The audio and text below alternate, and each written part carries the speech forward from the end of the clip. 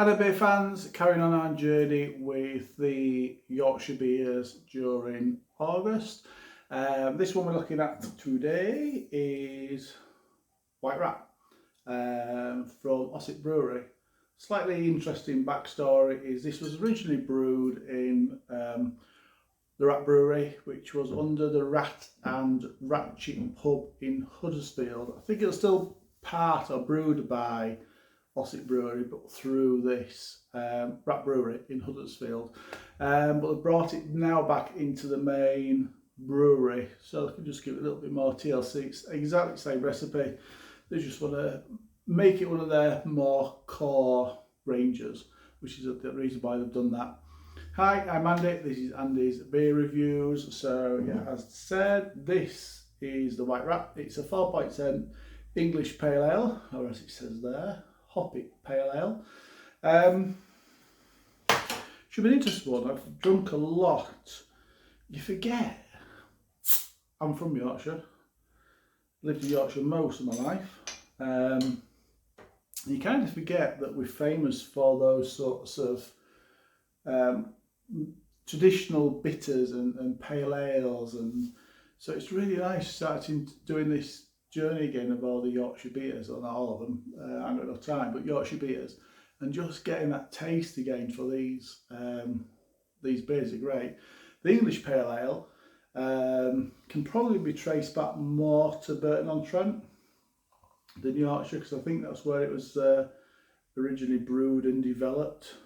Apparently the water there made it particularly good for brewing this sort of paler beer. Expectations from it: fruity, hoppy, calls it hoppy pale ale, doesn't it? So there's going to be some hops in there. I'm expecting maybe a little buttery sweetness to come from it. Landlords is a good example. Timothy Taylor Landlords is a good example of an English pale ale. Yorkshire Pride from Acorn Brewery in Yorkshire is a good example of an English pale ale, and the St Austell Tribute as well, really good examples. So we're going to see if we can have this as a really good example of an English pale ale.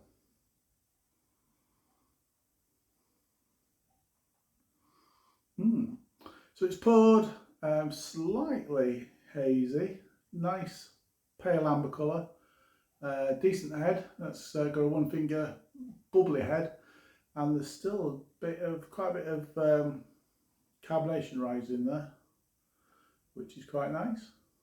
On the nose, it's very florally. Lovely floral aromas. There's some nice bready malts in there. All the things we expect from these pale ales. Getting that sharp citrusy note as well. And it does smell like a little bit of mild little bit of pine on the back end. But it also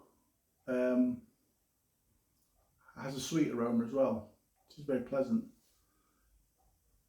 Very pleasing aromas. That's what it tastes like. Cheers everybody.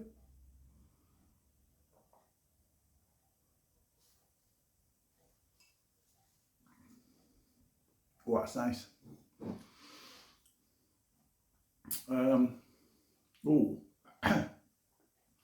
Certainly resinous. There's a nice little kick just coming then. Certainly what hits you first is the dry bitterness to it, which is lovely. It isn't an overpowering bitterness, it isn't an overpowering dryness, it's quite nice. Getting some mango flavours.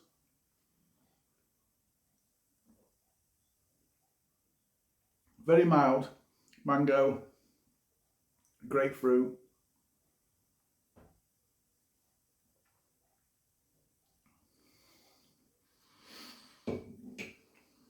Yeah, I think that's what's coming through. Because of the dryness, I think the grapefruit on the first drink, first mouthful, the mango seemed a little bit more dominant. But now that dryness is coming through, I think it's forcing those grapefruit flavours through, which is quite nice.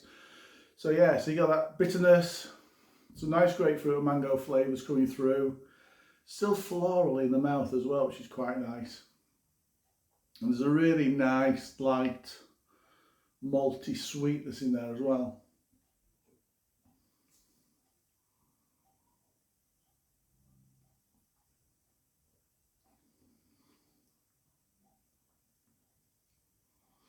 That's nice. There's plenty of dry bitterness in there. It's lovely. I mean, overall, very tasty. Very tasty. It's very quaffable.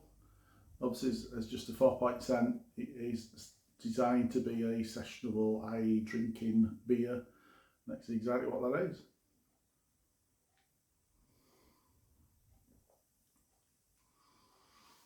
Ossett Brewery, got a tasty brew there.